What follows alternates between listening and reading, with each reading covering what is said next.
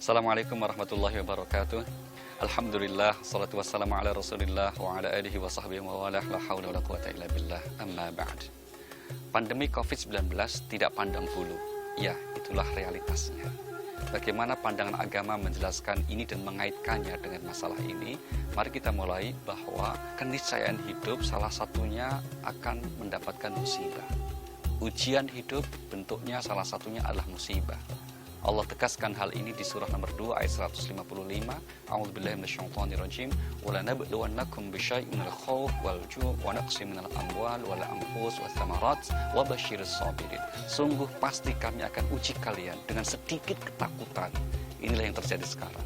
Mungkin dulu kita sulit memahami apa yang maksud ketakutan ini. Nah, inilah saatnya kita dapat konkret menerima bentuk musibah ujian berupa ketakutan. Kemudian kelaparan, kekurangan harta, kekurangan jiwa, dan buah-buahan. Tapi poin kita apa? Pernyataan Allah yang menegaskan, sungguh pasti kami akan menguji kamu. Berarti apa? Bahwa ujian hidup berupa musibah seperti COVID-19 ini adalah sebuah keniscayaan. Itu yang pertama. Kemudian yang kedua, surah 64 ayat 11 Allah berfirman, Ma asaba min musibatin illa bi'idznillah. Tidak ada satupun musibah yang menimpa yang terjadi kecuali atas izin Allah Subhanahu wa taala. Ini berarti apa? Musibah ini tidak sendirian. Musibah ini ada yang mengendalikan. Yaitu siapa? Yang menciptakan itu. Yaitu Allah Subhanahu wa taala. Maka kalau musibah ini adalah ada yang mengizinkan terjadinya, dan itu adalah Allah Subhanahu wa taala yang Maha Pengasih lagi Maha Penyayang, pasti ada hikmah yang ingin dicapai.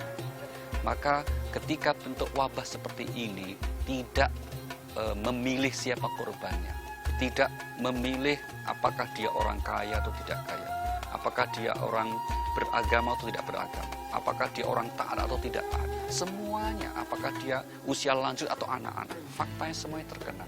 Maka mestinya dengan realitas seperti ini, wabah COVID-19 mengajarkan kepada kita agar kita menjadi bersatu dalam menghadapi, agar kita bersama-sama menyatukan stamina dan energi kita. Bagaimana agar wabah ini segera berakhir. Hindari hal-hal yang justru akan menggerus energi dan stamina kita, sehingga kemudian wabah ini akan berkepanjangan. Na'udzubillahi min dzalik.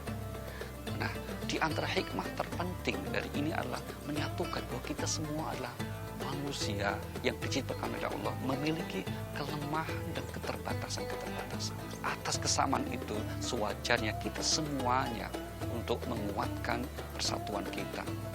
Karena seberat apapun masalah kehidupan, seberat apapun musibah yang menimpa, kalau kita semua dapat mengokohkan persatuan kita, maka insya Allah itu akan menjadi ringan. Karena di antara hikmah terpenting dari wabah yang menimpa semua dan tidak pandang bulu ini apa? Yaitu di antara Allah katakan agar Allah ingin memberi pelajaran.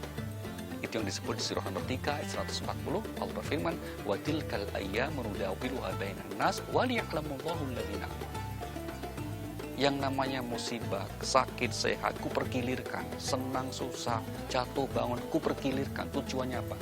Untuk memberi pelajaran. Memberi pelajaran kepada manusia bahwa kehidupan ini haruslah diatur di atas hukum-hukum keseimbangan. Ketika seseorang melanggar hukum keseimbangan itu, maka yang terjadi di antaranya adalah wabah, yang terjadilah musibah. Kalau itu terjadi, maka semua akan terkena, yang boleh jadi tidak melakukan sekalipun. Inilah penting untuk merenungkan firman Allah di surah 8 ayat yang ke-25, di mana Allah berfirman, wattaqu fitnatan la tusibanna alladziina zalamu minkum khassah wa'lamu annallaha syadidul 'iqab. Hendaklah kalian takut akan satu bentuk sanksi azab yang tidak hanya menimpa orang yang berbuat salah saja, bahkan yang tidak melakukan kesalahan pun ikut terkena itu. Karena apa? Karena memang ada satu kelompok yang telah melanggar hukum keseimbangan dan umumnya kita membiarkannya. Karena merasa kita tidak melakukannya, maka tidak perlu untuk mengingatkannya. Dan itulah sikap yang tidak dibenarkan dalam agama. Itulah mengapa ada sebuah prinsip yang harus kita tegakkan bersama-sama demi kemaslahatan bersama, yaitu amar ma'ruf nahi munkar. Maka atas satu kesalahan yang dilakukan oleh sekelompok orang dalam masyarakat kita, dalam komunitas kemanusiaan kita, dan akhirnya wabah itu menyeluruh, wabah itu akhirnya menimpa semua orang. Saling menyalahkan bukan solusi. Saling menyalahkan hanya akan menurunkan imunitas kita. Saling menyalahkan hanya akan menjadikan kita tidak fokus dalam menghadapi masalah ini. Maka hikmah terbaik atas wabah yang tidak pandang bulu ini, mari kita bersatu untuk menghadapinya sambil terus bermohon kepada Allah Subhanahu wa taala kiranya wabah ini segera berakhir dan kita dapat melaksanakan aktivitas kehidupan kita dengan normal kembali. Assalamualaikum warahmatullahi wabarakatuh. Terima kasih sudah bersama saya selama ini di Jendela Ramadan Indonesia. Kita sudah berjumpa dengan orang-orang dengan berbagai macam profesi yang mungkin kalau kita melihat sebenarnya mereka ini adalah profesi-profesi yang kadang-kadang kayaknya nggak mungkin deh terkena COVID. Atau mungkin ya ini memang paparannya tertinggi deh, paling resikonya tertinggi deh. Tapi pada kenyataannya adalah bahwa siapa saja di sini bisa terkena COVID-19 ya. Jadi sebelum obatnya ditemukan dan sebelum vaksinnya kita benar-benar yakin ada, akhirnya si virus ini bisa menyerang siapa saja tanpa pandang bulu. Nah, itu dia kenapa kita tidak boleh meremehkan hal ini. Kadang-kadang yang membuat kita sakit adalah karena kita terlalu meremehkan hal yang ada di depan mata kita. Sudah ada pembuktiannya, sudah ada hasilnya, tapi kita masih menganggap itu semuanya mungkin nggak ada gitu. Mungkin saya nggak akan kena, saya kuat dan sebagainya. Ternyata Anda salah satu pasien dari COVID-19.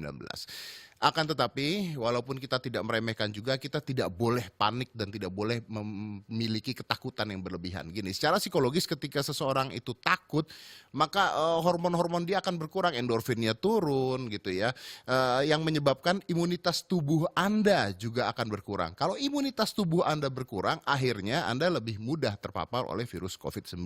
Jadi ini seperti main timbangan. Di satu sisi kita harus waspada, di sisi lain kita tidak boleh panik. Bukan yang hal gampang untuk kita lakukan, tapi harus kita lakukan. Jadi mungkin pesannya adalah, oke, kita semuanya waspada, kita semuanya melakukan apa yang harus kita lakukan, jaga jarak dan sebagainya, tapi tenangkan pikiran dan semuanya pasti berlalu pada satu saat, oke? Dan jangan terlalu takut, karena fear atau rasa takut itu adalah state of mind, bermainnya di pikiran Anda. Kalau pikiran Anda menguasai tubuh Anda, celaka kita. Jadi sekali lagi, waspada, tapi jangan takut. Sampai besok di Jendela Ramadan Indonesia. Januari.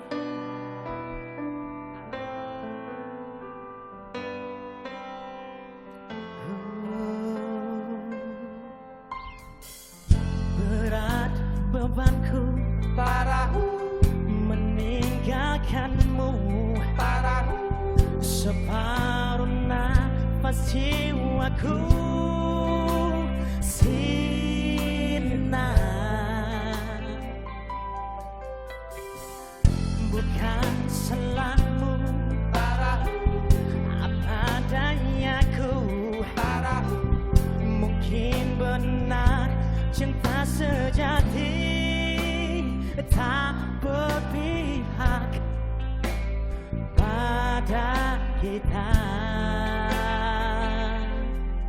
Semaunya. Kasihku sampai di sini, sampai kita jumpa lagi. Aku pergi, tak kau lama, hanya sekejap saja ku akan kembali lagi. Masakan kau tetap menanti?